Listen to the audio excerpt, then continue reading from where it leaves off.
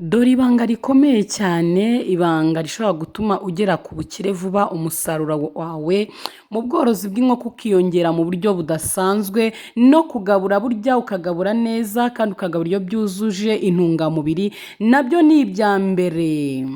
Za hene nziza z'umukamo twongeye twazibazaniye ku giciro gito cyane, umva gito ariko turabasabye ngo nazo ni karibu muduhamagare kuri izo nimero zacu tuzibahe.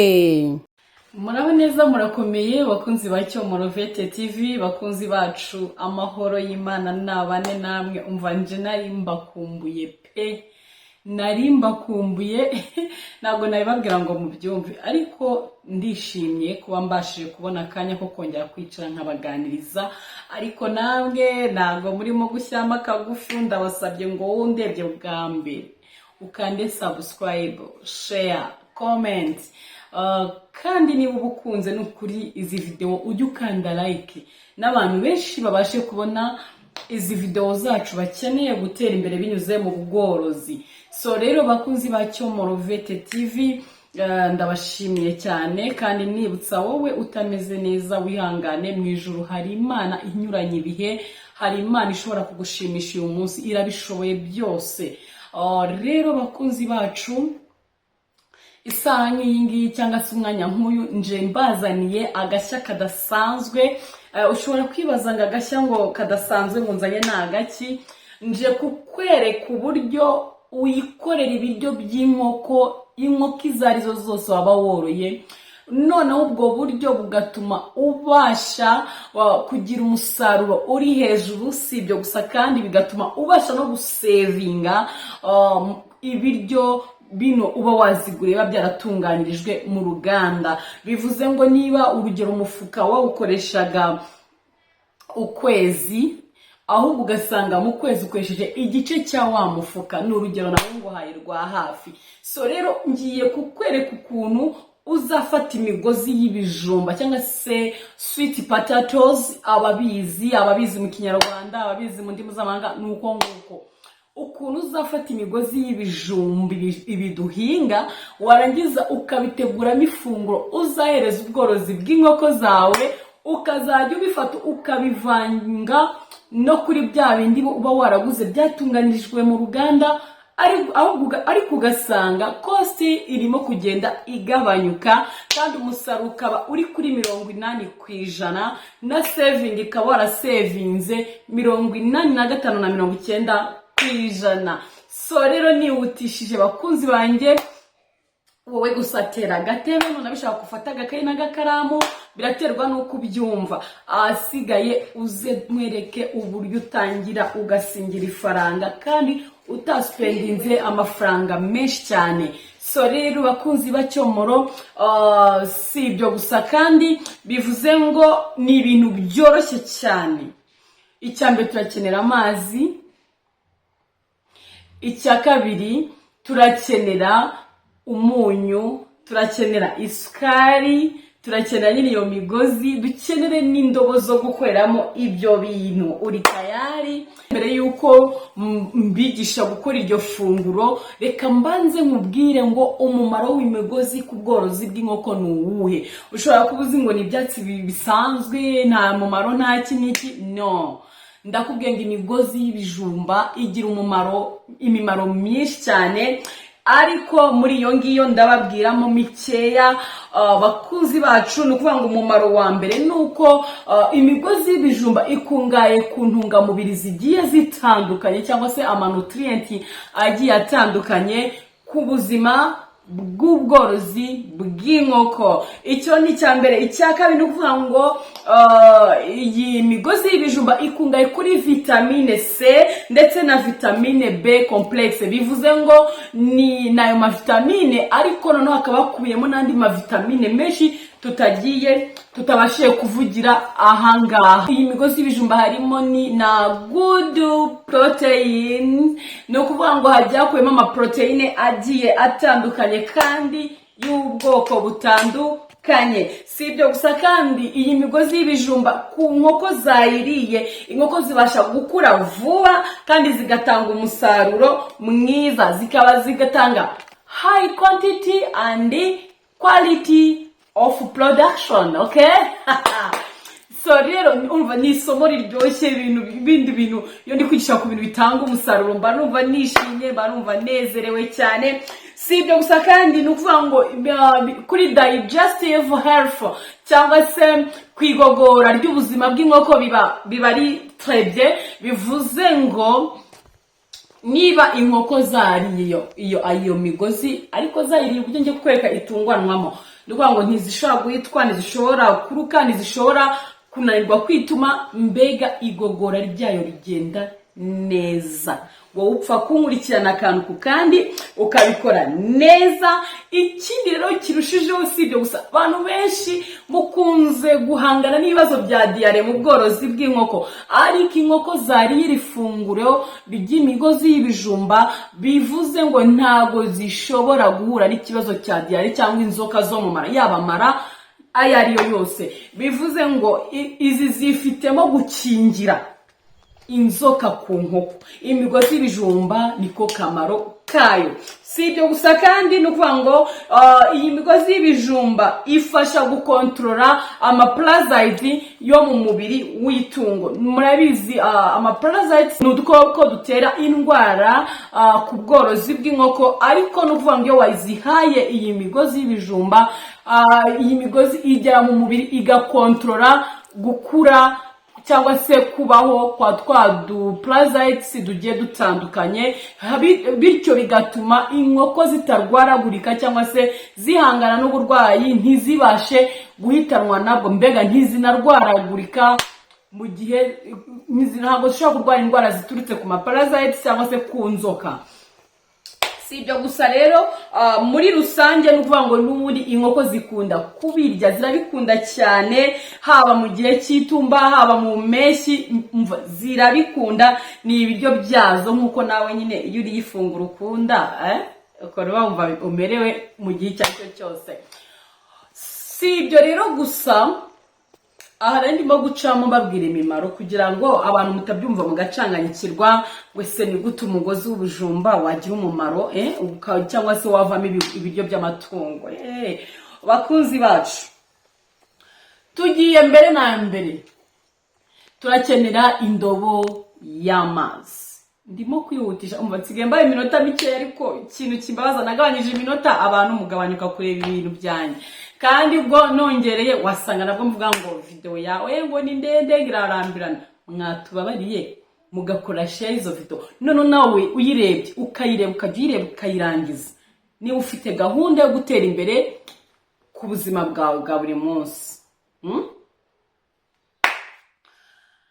Icya kabiri, ugomba kuba ufite nanone kandi agakombe k'isukari. Agakombe, hari igikombe kino muzi gipima inusu, hari ikigikurikira kijya gupima akarobo. Kari agakombe rero niko ugomba kuzuzamo isukari. Waba udafite isukari ukaba ufite molase, nzabigisha ukuntu muzaza mwikora molase mwibereye iwanyu mu rugo. Si ibyo gusa kandi ukaba ufite nanone n'ikiyiko kimwe, warangiza ahasigaye ugahita unkurikirana ukuntu ibyo ngiye kubihuza bikabyara ibiryo by'inkoko bitanga umusaruro nk'uko nabibabwiye. Rero twatangiye mbere na mbere dutangiye tujya mu murima guca imigozi. Tugiye mu mirima y'ibijumba mbereke imigozi tuzaca. Mbabwira ngo twibere abahinzi borozi ntimubyumve neza ariko tugiye mu migozi, tugiye aho twahinze imigozi y'ibijumba. Nubwo mubona kumera kwayo byagoranye, ni ukubera iri zuba gusa, reka twizeye ko bizajya kwera tukabisangaho. Bakunzi bacyo mu Ruvete TV, turi kugana ku migozi, ariko impamvu umuntu ndi gukomeza ndenga kuri iyi mirima muri kubona y'ibijumba, nuko aho ndabona imigozi iriho ni mikeya cyane, ni mike pe, ni mike kugira ngo ubone uko wasoroma ukabona n'izasigara ubona ari atari. Mbibutsa, ushaka waca ku migozi yeze, ibijumba bya bijumba byeze, iyo migozi wayikoresha nta kibazo. Ushaka waca kuri yandi yenda kwera, ushaka waca no kuri yandi nyine imaze ubona ko yafashe ubutaka neza. Ntabwo wafata imigozi uteye vuba ngo utangire isoromeho, ntibibaho, uba uri kwiyangiriza. Ariko twebwe icyiza, inama twabaha ni uko mwajya kuri ya migozi iri hafi gusarurwaho ibijumba cyangwa se yeze, bitewe n'uko ubishaka, kugira ngo nanone utaramira kimwe ukarokora ikindi. Nkeneye ko ibyo biryo ngomba kubigaburaho byibuza ibyumweru 2 bigashira, biba bikiri bizima bimeze neza. Rero mbere na mbere tuzafata ya ndobo yacu yuzuye amazi, nindangiza nshyiremo ka gakombe k'isukari nababwiye, nindangiza nongeremo cya kiko kimwe kinini cy'umunyu, mbivange neza neza, ariko nta na kamwe nibeshyemo.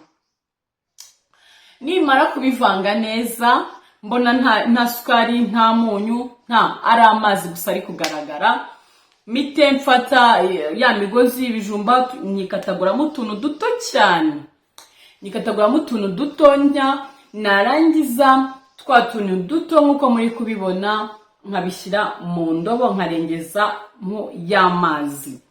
So rero iyo majiye kubirengezaho y'amazi, ikintu mpita nkurikizaho bakunzi banjye nuko mbipfundikira, twuzuza amazi bikarengerwa neza kugira tubirinde kubora. Ategereza iminsi 3, ugomba iminsi 3 ikirangira, mu gitondo cy'umunsi wa 4 uhita utangira ukagabura amatungo yawe. Biba byahinduye inuza, kugira ngo wemere ko babikoze neza, nuko uzasanga ya migozi yabaye isa nk'iyijimyemo. Warangiza ibyo biryo ugahita ubifata, ugafata ya migozi uko ukabiyora, utabifatanye n'amazi, ukabishyira mu yindi bucket ugiye kuvangiramo ibiryo by'inkoko zawe. Warangiza ugafata no kuri wa mufuka w'ibiryo, bya biryo uba waraguze byo mu ruganda, ugafata navuga ko ari kilo, ugafata ikiro bitewe n'umubare w'inkoko zawe ubwo zakuba, kuko ubu tugiye guhereza inkoko inkoko nkeya kugira ngo mubashe kubisobanukirwa kubibona. Twebwe tugiye guhereza inkoko, ntabwo turi burenze inkoko 10. Ubwo nawe uzagenda ukuba bitewe n'inkoko ufite n'umubare ufite, ukora ibiryo bitewe n'inkoko zawe ukeneye guha. Murabona inkoko zirizihirwa, ureba kuri basake aragenda akakubyibuhira. Izitanga amagi ziragenda zigatera ukazarambirwa. Urabona ukuntu zibikunda, mbega ni ibiryo bizigwa neza, nazo ubwazo ubona ziri kubyenjoyinga.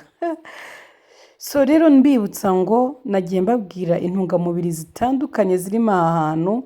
Kandi ikindi ni uko ushobora kwibaza ngo se kubera iki tuvomeramo amazi tukuzuza. Impamvu tuvomeramo amazi tukuzuza hejuru ya migozi ni ukugira ngo mu gihe dupfundikiye, iyo hejuru itabonye amazi itazabora igice kimwe, ugasanga igice cyo hejuru kiraboza. Ariko icyiza urayirengera, kuko n'ubundi bijya gutunganya, ubona rwose yaratangiye kugabanyuka, byo imigozi isa nk'iyazamutse ahagana hejuru. So rero bakunzi ba Cyomoro Vete TV, iyo urengeje amazi uba urimo kwirinda ko habaho kugira ute, habaho kuzabora. Rero si ibyo gusa, mugomba kujya murwana no gutanga ifunguro ritabatwaye ibintu bya mirenge n'imishwi. Yewe n'imishwi dore ziririra, imishwi guhera ku kwezi kumwe wazigaburira, kandi ikura neza nta kibazo, umusaruro ukaboneka ku bwinshi. Bakunzi ba Cyomoro Vete TV, ni ukuri ntago nabajya kure ngo ndeke kubabwira ibintu bifite umumaro. Ibifite umumaro ngomba kubibahereza kandi bikabungura mu gihe gitoya cyane. Murabona amagi aba ari meza, amagi manini rwose, amagi noneho n'umuhondo uba ari wose. Rero bakunzi bacu, mukora ufate kuri ya mazi yo muri ya migozi ugenda ushyiramo nk'uko muri kubibona. Nurangiza ubivangavange, umva inkoko zirabikunda. maze utegereze urebe. Mbibutsa ngo ibi wabigabura ku nkoko guhera ku nkoko ifite ukwezi nta kibazo, ukazigaburira zikabaho neza, zigakura neza kandi zikaguha umusaruro. Rero bakuzi bacu, mbibutsa kandi nari nibagiye kubabwira yuko ubu dufite za hene ziri ku isoko, ziri kugura amafaranga make cyane, inkoko z'isene bitewe n'ukuntu aho uherereye mu byita. Zino hene nziza zitanga umukamo. Mbibutsa ngo ziriya hene si zitanga umukamo gusa kuko zitanga n'inyama. Wabishatse wayikama, wabishatse wayibaga ikaguha inyama nta kibazo. Rero ni karibu kuri telefone zacu muri kubana naho kuri screen, mukamamagara then nkabahuza neza, nkabahuza n'ayo matungo y'ihene mukeneye ziri kuri makeya. So ni karibu rero, ni muze mwihahire kuri make cyane. Kandi si ibyo gusa, ndabitsa ko serivisi zitandukanye mu bworozi turazitanga ku matungo yose, imbwa, amapusi, amatungo yose muri rusange. Dutanga serivisi zikenerwa, yaba amatungo arwaye cyangwa se ari vaccination cyangwa se gukingira, ibyo byose turabikora. Ni mutugirira icyizere mwebwe gusa, natwe tubereke ibikorwa bihamye. Mbibutsa ko hano kwa Cyomoro niho hantu ushobora kuza honyine ukabasha kumenya uburyo uzakoramo ibintu kandi bitaguhenze, kandi ibintu byawe ukabikora kinyamwuga. So rero bakunzi bacu, amahoro y'Imana nabane namwe, ndabakunda cyane. Ciao.